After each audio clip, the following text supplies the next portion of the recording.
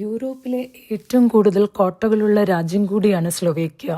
ഈ ഒരു ചെറിയ രാജ്യത്തു മാത്രം ചെറുതും വലുതുമായി 600-ലധികം പഴയ കോട്ടകളാണ് ഉള്ളത്.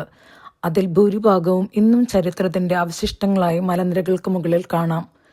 പഴയ രാജഭരണ കാലത്ത് ശത്രുക്കളിൽ നിന്ന് രാജ്യത്തെ സംരക്ഷിക്കാൻ വേണ്ടിയാണ് ഇത്രയധികം കോട്ടകൾ ഇവർ നിർമ്മിച്ചത്. എന്നാൽ ഈ കോട്ടകൾക്ക് ചില ഭീകരമായ കഥകളും പറയാനുണ്ട്.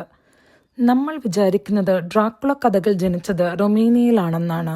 എന്നാൽ ചരിത്രത്തിലെ യഥാർത്ഥ ലേഡി ഡ്രാക്കുള ജീവിച്ചിരുന്നത് സ്ലൊവേക്യയിലായിരുന്നു. സൗന്ദര്യം നിലനിർത്താൻ വേണ്ടി നൂറുകണക്കിന് പെൺകുട്ടികളെ കൊന്ന് ചോരയിൽ കുളിച്ച എലിസബത്ത് ബാത്തരി എന്ന രാജ്ഞിയുടെ കഥകൾ ഉറങ്ങുന്ന മണ്ണാണിത്. ഇവിടത്തെ ചാത്തിസെ കോട്ടയിൽ ഇന്നും ആ ചരിത്രത്തിന്റെ നിഴലുകൾ ഉണ്ട്.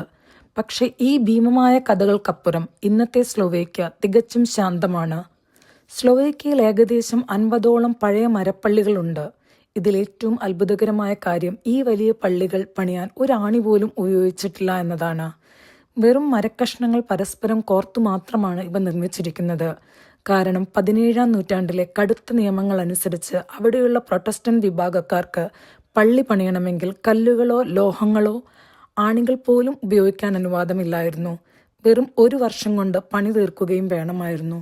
ഇത്രയും കർശനമായ നിയമങ്ങൾ ഉണ്ടായിട്ടും പൂർണ്ണമായും മരത്തിൽ തീർത്ത ഈ അത്ഭുതങ്ങൾ നൂറ്റാണ്ടുകൾ കഴിഞ്ഞിട്ടും ഇന്നും സ്ലൊവേക്യയിൽ ഒരു കേടും കൂടാതെ നിലനിൽക്കുന്നു.